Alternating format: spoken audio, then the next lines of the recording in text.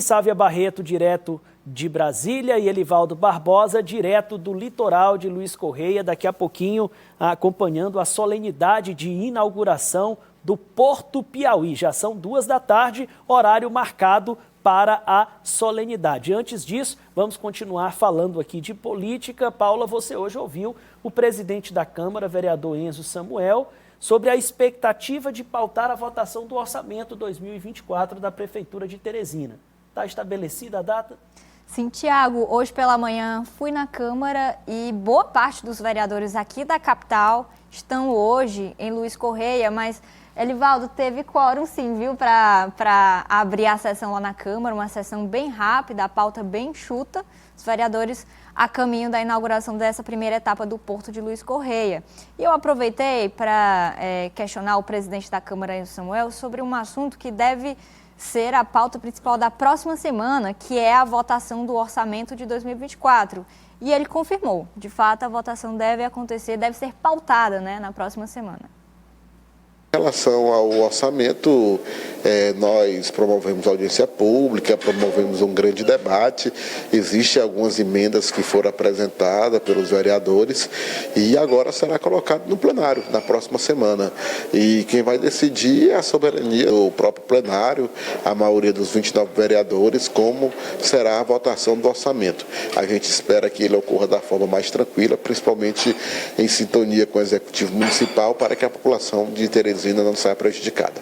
Pelo que o senhor acompanhou da tramitação desse orçamento, houve grandes modificações em relação ao texto que a Prefeitura mandou? Olha, eu percebo que houve muitas emendas, né? Algumas mais pontuais, outras com impactos maiores, mas como eu disse, por enquanto são só apresentações. O que vai definir realmente é a votação no plenário. Quantas emendas ao todo, Paula? Olha, Tiago, foram pelo menos 20 emendas apresentadas pelos vereadores, totalizando um pedido de remanejamento de recursos pelos vereadores de Teresina de 25 milhões daquela proposta, o texto original que foi enviado pela Prefeitura de Teresina. O orçamento, ele já houve a leitura, já passou pelas comissões.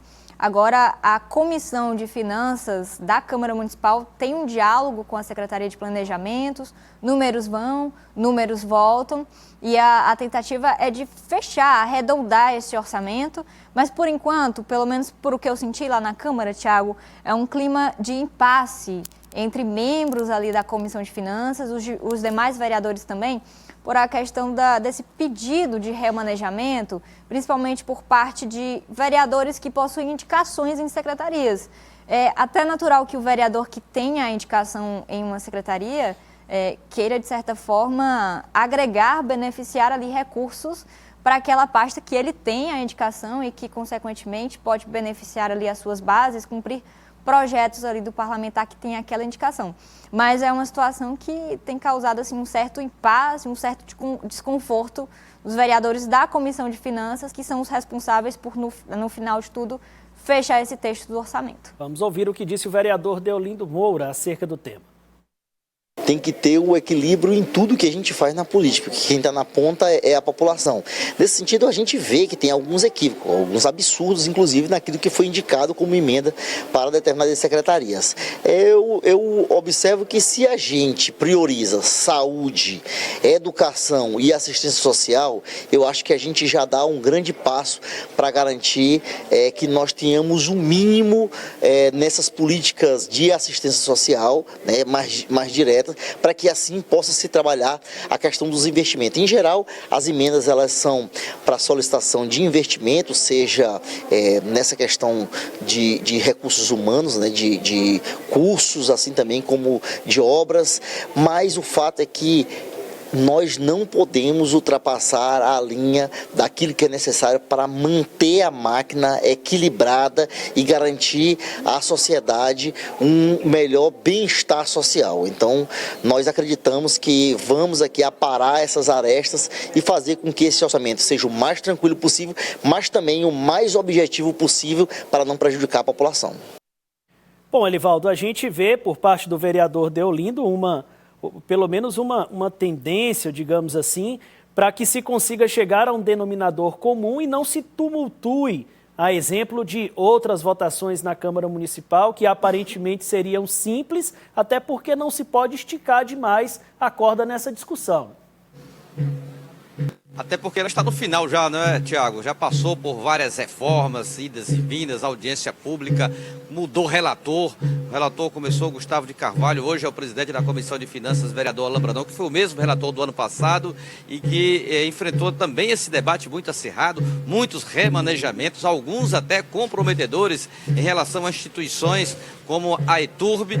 Esse debate, eu não digo que ele vai comprometer, porque como diz o secretário de Planejamento, João Henrique Souza, o orçamento é um só, 5,5 bilhões de reais.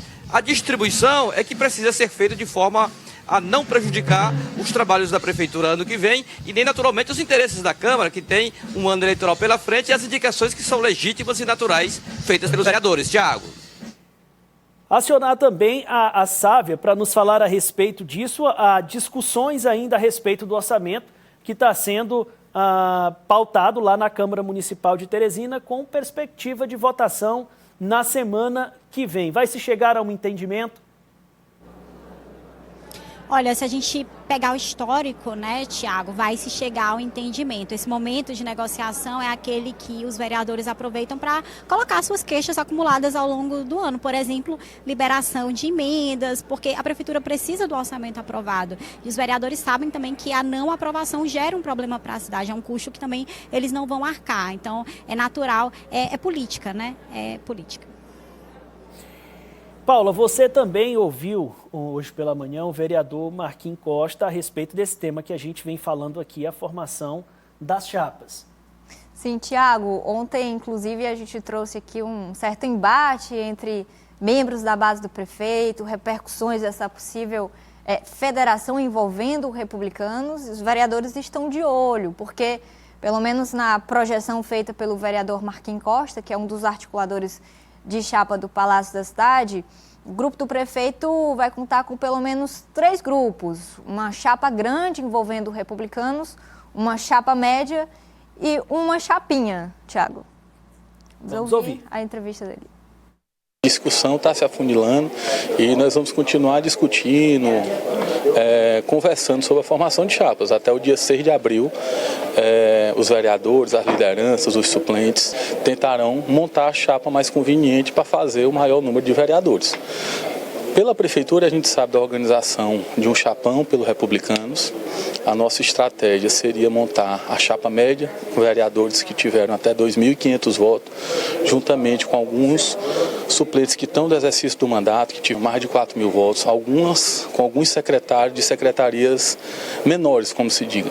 Então, a gente quer montar essa chapa, a gente tem 15, 18, 20 nomes mapeados. A gente já teve algumas reuniões com eles, todo mundo está gostando dessa chapa.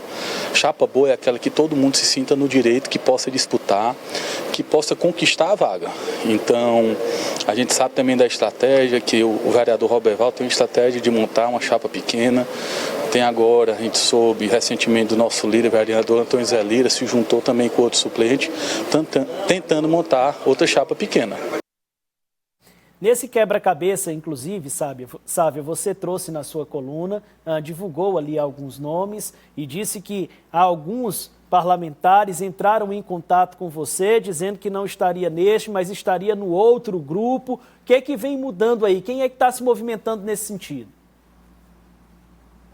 Olha, Tiago, o que a gente tem observado ainda é um clima de indefinição, de incerteza, até porque não se sabe exatamente nem quais são os partidos onde essas chapas vão ser montadas. E há uma divergência muito grande sobre a estratégia. Tem aqueles na prefeitura que defendem o chapão todos numa chapa só, tem os que defendem o chapão, a chapa média e uma chapa pequena, e a gente sabe que já existe a formação de uma segunda chapa pequena que tem dividido aí os vereadores Roberval Queiroz e Antônio José Lira, cada um comandando uma dessas chapas pequenas. pequenas. Então, como não há consenso sobre a estratégia, é difícil até distribuir os nomes nas chapas, porque muitos desses formadores de chapa colocam nomes que depois dizem, olha, eu não vou ficar aqui se fulano ficar também. É cada um tentando calcular aí as possibilidades e as maiores chances de ser eleitos. O ex-prefeito Firmino Filho falava que escolher o partido, escolher a chapa pelo qual você vai disputar, era 50% da eleição. Os vereadores estão dizendo que agora aumentou, é 70% da possibilidade de ser eleito ou não. É decisivo. Você pode ter